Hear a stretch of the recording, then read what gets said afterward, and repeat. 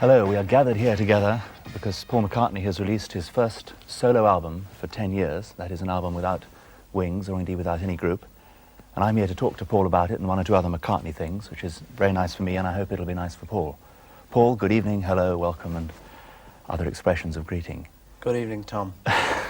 Why have you done a solo album at this stage of your career? I couldn't think of anything else to do, actually, Tim. No, seriously, folks. I mean, it's called McCartney 2, which Yeah. implies to me that it's perhaps a follow-up to McCartney 1, and that was 10 years ago. Yeah. Is it a follow-up, or are you... Yeah, sort of, yeah. What happened was I originally just went into the studio to have a mess around, because I was fed up of formally making records, you know, going in and doing it all properly. I'd just made an album like that, and I wanted to just hire a machine, which I did. I hired a 16-track machine and just put a microphone into the back, so it's a very primitive way of doing it, and you bypass the mixing console. And I wanted to just go in for like about 2 weeks and just have a mess around, and definitely not do anything for a new album, and definitely not try and do anything properly, and definitely experiment with anything, you know, and just any little noise I wanted to do. This was going to be total freedom. And I ended up, I kind of enjoyed it so much that I ended up keeping the machine for about 6 weeks. And eventually when I played it to a couple of people, you know, just family and local people and stuff, they said, yeah, you know, take a couple of tracks off here and there and it should be your new album. So it's possible that it perhaps couldn't have ever got released. You might have failed with the experiment and just left it on a shelf somewhere. Yeah, but that was all it was for, really. It was just for, I've got a cassette machine in my car, and when I'm driving around, you know, I like to have kind of something playing. So I just thought the worst come to the worst. Actually, I'll just have a nice little funky bit of music for me to play in the car, you know, when there's a friend in the car, say, listen to this, you know. And just as a private little thing, you know, if it wasn't good enough to be released. So that was like half of the enjoyment, was knowing it wasn't going to be released. But it was. Which it was, unfortunately. But you were also, therefore, the engineer, the producer, the artist, everything. Yeah. Do you find that if, for example, you're the engineer, that you perhaps feel that Paul McCartney, the engineer, has to be seen to be doing something on this record, so maybe on occasions you're giving more time to the technique and to the electronics than you are to the actual songs? No, well, see, if I'd have been doing it, if I'd have known in the end an album was going to come out where I would have on the credits engineered, written, produced, and so on, so by, then I would have probably got worried by those things and thought, well, you know. In fact, at one time I was thinking of including a little apology to all real engineers and real drummers and real guitar players. But as I say, it was just a loon for me. So it didn't even occur to me I was engineering it. I just had a machine. And the 16-track machine, which is like a glorified cassette recorder, but it's a professional machine. Microphone right into the back of it. And then I would record, let's say, a drum kit, and I'd just listen to it back. And if I didn't like it, I'd just move the microphone, because I didn't have all the technical EQs and echoes and all the gimmicks. So I just had to move the mic. So it wasn't exactly engineering, you know. Yeah. It was more like moving mics, really. Do you think that song-wise it, in fact, causes a great departure for you? Because to the totally uninitiated, they would say, well, it still sounds like Paul McCartney and a rock group. I mean, do you think, in fact, that artistically, in the end, it's in fact made much difference? I don't know, really. I'm probably not the person to ask about that. In my opinion, yeah, I think there is something different about it. We had some other recordings that we were working on. Actually, it was the live version of Coming Up, and the solo version is off this. And we were working with an engineer, and he listened. We'd been working on mixing the live one. We'd been working on it for half an hour or so. And then I said, wait a minute, I'll just play you this other one. And he got a totally different feeling off the solo one to the live one. Yeah. The live one sounded like stuff you might expect. The solo thing, I think there's just a lot of things I wouldn't have done, a lot of raw edges, a lot of silly sounds that I just did for my own amusement, that normally I might think, well, you know, that's just a bit of a goof and we'll straighten this all up later. So I think there is something different about it. I mean, I wouldn't fight or argue the point, but for me there's probably something a little bit different. For most of the numbers, you've been quoted as saying, in fact, were almost made up as you went along, and only perhaps Waterfalls, that was the only one which was actually a song before you went to record it. Yeah, that's true. Whereas with, say, the last Wings album, that wasn't true. You would have gone in with most of the songs ready. Yeah. Well, that was, as I say, that's true. That's why I did it this way, because I would just turn up in the morning, Yeah. bang a couple of drums, because I knew I felt like banging a couple of drums. But I didn't know where I was going to go from there. Do you think there's any significance in the fact that most people will probably say, and already are saying, that Waterfalls is the best song on the album, in fact one of the best songs you've done for a long time? Do you think that possibly, purely from the song point of view, that it is best to have the song before you start recording? Yeah, it may be, actually. As I say, you know, this wasn't intended to be an album. I have a feeling now that, like, there's some interesting things on it. Certainly people haven't come up to me and said, oh, you can tell. That's the only... I mean, if in a way, I don't need to tell you that. You know, yeah. I could say, yeah, I wrote them all, and actually, sure. Tony Brabham engineered it all. It's all been done professionally. But it could be right. Could be. It's definitely the way I've always done it. But this was purposely to get things off my chest doing this album. Now, I really felt as though I was just going to be bored if I just walked into another studio, the same old thing again, and wrote some songs. It was just something I had to do. Right. You know, I had to go for a jog. The reason I like Waterfalls best, I think, is partly because it has a strong lyric, very good lyric, and it seems to me that throughout your career, your greatest songs have always been the ones with the best lyrics, and the ones that I don't go absolutely bananas about, very few, I hasten to are usually the ones with the not-so-strong lyrics. And do you, in fact, as a songwriter of both words and music, regard one side as more important than the other? Which comes first? No, I think they're both as important as each other. Myself, I don't really feel like a lyricist, but I think at certain times I've done some good words. I feel easier with music. It's just the way I am, you know. Yeah. It comes easier, comes quicker. I can go away kind of now and have a song before I could have a set of words, whereas with you, you'd have a set of words before you'd have a tune. Possibly. Well, possibly, yes. I'm a slightly different case because I can't write tunes anyway. But well, I'm right then. yes, but I do feel that certainly in the case of some of your very famous old songs, like Yesterday, Here, There and Everywhere, For No One, the lyric is so strong, and I often wonder if the really strong lyrical idea inspired those great tunes. I mean, the tunes are obviously very good as well. No, it's all with me. It's in truth, it can be anyway. You know, because interviewers over the years have always asked which comes first, music or something. And you always have to say, well, I remember all my loving was a words thing. I just wrote it on a coach and I had those words and then I put a tune to it. But most of my stuff isn't like that. Most of my stuff, it's a tune looking for words. And do you think on a song like, say, Band on the Run, you might have missed out on a different case standard, if that matters, simply because the words are fairly obscure and aren't instantly accessible? Well, you know, but I don't know really. I mean, I don't write for that really. I just sort of comes into my head and stuff, and if it pleases me. I mean, you're talking about this album saying there's not a lot of stuff that's very good lyrics. So you've got one or two. No, but there are one or two that stick out for you. So some of the ones like you won't like or may not like.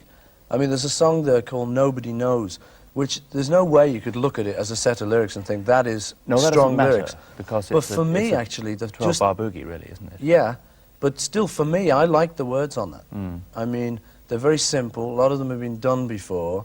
They don't actually say an awful lot, except they say nobody knows. And actually, the more you think about that, the more you think about all the millions of experts we have on the telly every night or everywhere telling us how to do it. And a year later, they're wrong, or they're out of office, or the world isn't flat after all. And so I attach like a lot of importance to just that idea of nobody knows, and that's the way I like it, just so nobody knows. It wouldn't be seen as a really good lyric, but you see the way I'm thinking of it, I think it is a good lyric. But it's in I approach a lot of stuff in that funny kind of roundabout way, you know, rather than just looking at it and saying, that's a great bit of poetry. There's like other reasons why I think things make good words. You know. Do you feel you have any message to give to the world through your songs, or are you just saying what you feel like saying at any one particular time? The second part. Whatever I'll come it was. back next week. I don't really think of like having a message or anything, but I think occasionally messages do come out. I think Nobody Knows. That's one of the reasons I like it. is when I first did it, I thought, oh no, that's a bit of a throwaway, you know, but then I was listening to it and thinking, no, it's not, you know, the fact that nobody knows is quite interesting, really. It's quite a new idea. Yeah. Actually. I mean, too, one of these days is sort of talking about, if I can move to one of these days swiftly, that's talking about one of these days when my feet are on the ground. Well, that's something everybody can instantly relate to use an overused phrase. But, and of course, two or three of them, two in fact, are instrumentals anyway, so they have no lyrical content at all. But one of them nearly did have some lyrics. Which one was that? This one called Frozen Jap, or in Japan it's called Frozen Japanese. Now, is that, one has to ask this, is that in any way related to your slight problems in Japan? No, it was done beforehand. All of this stuff was done summer of '79. And then my Japanese holiday took place in 1980, beginning of 1980. And that is a bit unfortunate, that, because it will be seen by some people as to be a bit of a Frozen Jap. But actually, it's a working title that stuck. When I did the tune, I was always imagining having sort of and all of that on it, you know, because this was in I was just doing this for my own insanity, you know, I wasn't thinking of it as a record. And I like doing all that, you know, that sort of funny Japanese singing. But I couldn't think of a title for it. I was hoping it would be called, hoping I could think of something like, you know, Crystalline Wonder Around Mount Fuji. Or I was looking for something short, but that said that, you know, that postcard you see of winter in Japan with Mount Fuji with the snow on the top. Snow-capped Fuji, you know, it might have been called, or something like that. I was looking for something pretty. But I couldn't think of anything, so to remind myself what it was all about, I just wrote down on the books Frozen Jap, meaning, you know, frozen, that's the ice, and Jap, it's vaguely oriental. And it stuck, you know, and I was working with other people, and they kind of, you know... And you weren't tempted to change the title at the last minute? So, I wasn't going to change it, but it turned out that in Japan, the word Jap is, like, still thought of as being very derogatory. Although I think over here it's been diffused a lot. I think, like, the man who's got a clothes firm, who's a Japanese guy who calls himself Jap, he calls the clothes firm Jap. I think things like that have brought it, for me, a little bit more into line with Yank and Limey and Pom. You know, they're not as offensive as, like, Wop, and there are certain ones that are well offensive, Yid, you know, and those are the ones you don't use. And I think the Japanese think that Jap is still in that kind of thing. For me, it's becoming a borderline case, because of a lot of Japanese in the West, their own attitude to it. So anyway, out of not wanting to kind of do a snub to anybody who might be offended, in Japan we've called it Frozen Japanese. This is a little bit timid, you know, but might as well, rather than offend anyone. Yes. What is your, if it's possible for someone in your situation, what's your inspiration to write? I mean, it must be very difficult for you to have any material ambitions. Yeah, but it's never really been a material ambitions, you know. I mean, I remember we did used to sit around when we were just starting, and we'd started to get our glimpse of number ones. And we did sit around and kind of think, okay, now we'll write a swimming pool. Yes. You know, let's write a swimming pool now. Let's write the garage, and let's write a car to go in it, you know. But that was never really the big incentive. I don't think that's what made us write the songs. So now that part of the incentive isn't particularly there, you know, because I've got the car and the garage and that. But I don't really think it was ever what I was writing for, or else I probably wouldn't write now, if I didn't feel like that. I sort of write because I can't help it, and because it's a bit of a hobby still for me. It's something that, if I'm in the mood, I really like to just go and do, you know. So is it true to say that you don't really have any concrete ambitions now? You don't think, well, I'd like to get into a totally different field of writing, maybe you'd like to write... Yeah, I do, you know, I have a lot of ambitions. The awkward thing is, whenever I do interviews, someone says that, you know, what's left, next? Paul? Yes. You know, what's left? Well, I think... The other one is, Paul, just if, that's the other question. That's a little bit of an in-joke, that one. No, but, sorry, I've got off the track. What were we talking about?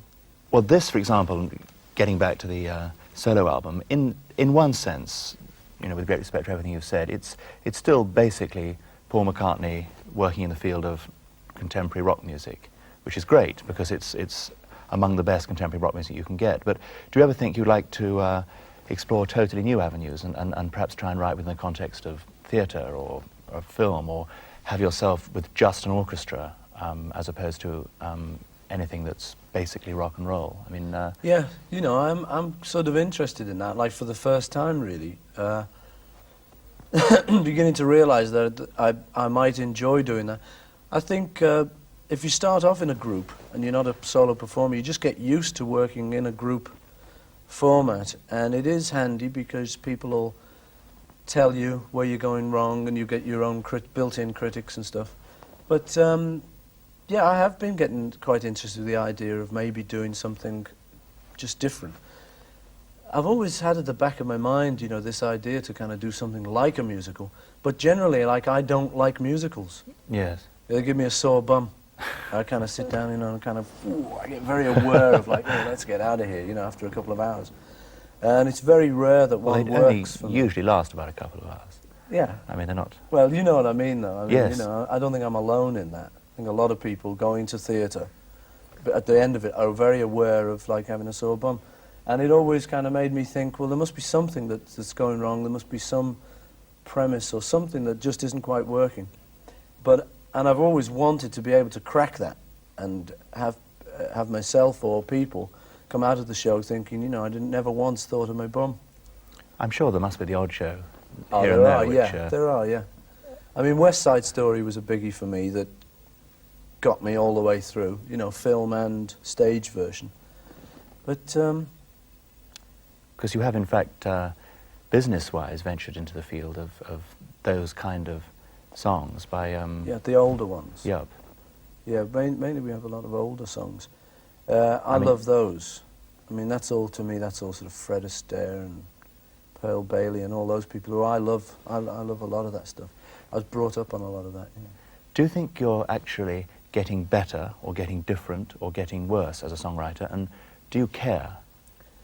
I mean, do you think, good heavens, this is about as good as Rubber Soul, or it's about as good as Band on the Run, or it's better than Speed of Sound, or do you not think that at all? I don't know. I suppose we're being brutally honest. I wouldn't think I was getting better, but I'd put a lot of that down to just paranoia. I think, like, always, if I go to the moment, like when I was writing what I might think were better songs, I know then I still didn't think I was much good. So I never really have thought I was much good. It's kind of what keeps me going, really. How much control do you have over the songs that emerge? I mean, you were saying that in America, the live version of Coming Up is the single, which is a big hit there. Yeah. And over here, it's the studio, if one can call it that version. Yeah. Was it your choice to put different versions in different territories? No. Or did it just emerge? I'm not really quite sure of whose choice that was. The record company tell me it was the DJ's, man, and the reaction was for the live one, so I don't know. Because it always baffled me that Malo Quintal was a comparative them. flop in America. It seemed to me that the wrong side was being pushed. Girls' School was the one promoted there. Well, this is what I mean about the kind of inexactness of it all. You know, it's like, am I writing better now? Am I writing better then? What's right? What's wrong? What record to release? What single and stuff? I'm never really sure of any of that, and I never have been. We always used to kind of ask our producer, "You think it'll be a hit?" You know, and sort of. I've never really been a person who I've not met any people who've been amazingly positive and said that's definitely going to be a hit. It happens once or twice, but you really know it's going to be a hit. Do you think? But I find the whole thing pretty inexact. So what I just do most of the time is just carry on, and just always be trying to do something better. Sometimes it's a flop, or sometimes like it'll be a major hit in like Britain, Germany, Australia, and certain Canada and certain places, and it just won't do anything in another territory. I don't know anyone who knows all those answers. You know, I've not met one person who knows exactly what to release, where, and when. So I just look at it this way. Do you think because you're Paul McCartney, you get worse advice than you would if you were not Paul McCartney, or if you were somebody perhaps on a... Like Tim Rice or somebody? Yes, somebody on my humble level. Do you think people are afraid to say, that Paul is not very good, or that's great, and you think, are they saying it because they think that's what I want, you know, to hear? I think so. I think that happens, yeah. And are you able to see through that? I suppose you can't tell, really. Sometimes you know, sometimes you can see through it, sometimes you can't. I mean, I'm not looking for any kind of absolute answers. Yes.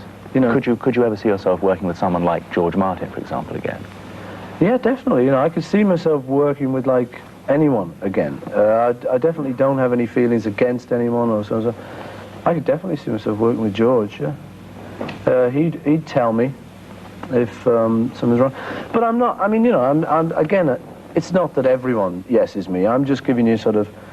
Probably it comes down on that side. Probably yes. People are a little bit wary. I heard a fellow on the radio the other day, in fact, the program you were on, where he was saying, well, Paul McCartney must have a better musical ear than I have.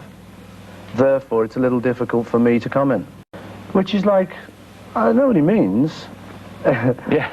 But he was being asked to comment, and you need to put that aside. You know, it's easier if you... Because I don't actually mind. I don't mind being told I'm wrong. I quite like it, actually. I feel more sane. I really don't like to get into that position where everyone's yesing you. Yes. And amongst our own stuff and in the office and stuff, I will always ask anyone, like, look, you know, if you hate it, just tell me. So I feel much more comfortable. And do they do that? Yeah. So it depends on the people, you know, it's not an exact absolute thing. Not everyone goes, we hate it. You know, somebody will yes me. Yes. But I think the important people don't yes me. In the next 5-10 years, is there a chance, as you were saying, in fact, just before we came on the air, that you would become less observed and more an observer? Would you like to stand back a bit from the whole business and not be permanently in the goldfish bowl? Yeah, it's just, I'd never thought of things that way, you know, but then occasionally you just spot a few people and you just sort of think, well, they never do much, you know. They obviously don't have a good time.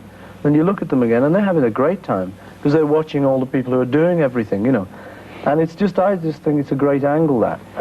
But you must have a basic instinct to perform, because you do seem to enjoy turning up on things like this, and you do enjoy being seen, and you're very good at chatting to people. Even back in the Beatles days, you were always regarded as the one who's good with the press.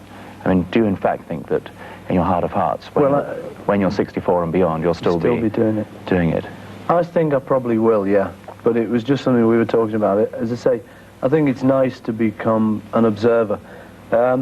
Maybe all I'm talking about is that I'll be more of an observer. Because again, I don't think that means that you can't talk.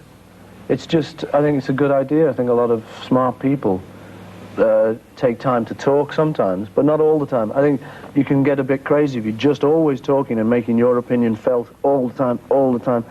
Because it's nice just sometimes to just kind of sit back and think, right, I said my bit, now look, what's he got to say now?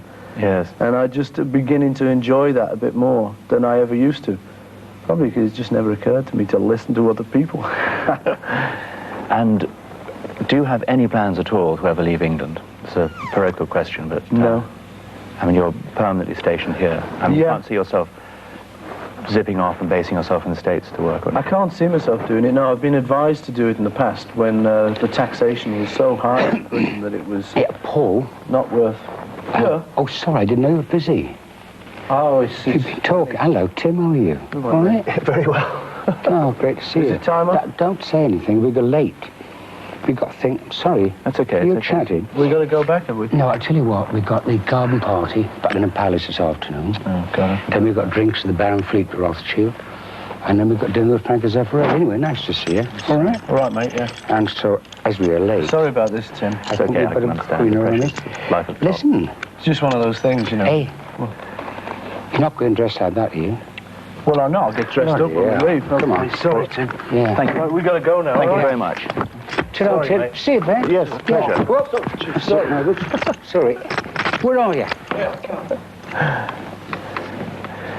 My thanks to Paul McCartney. You bum.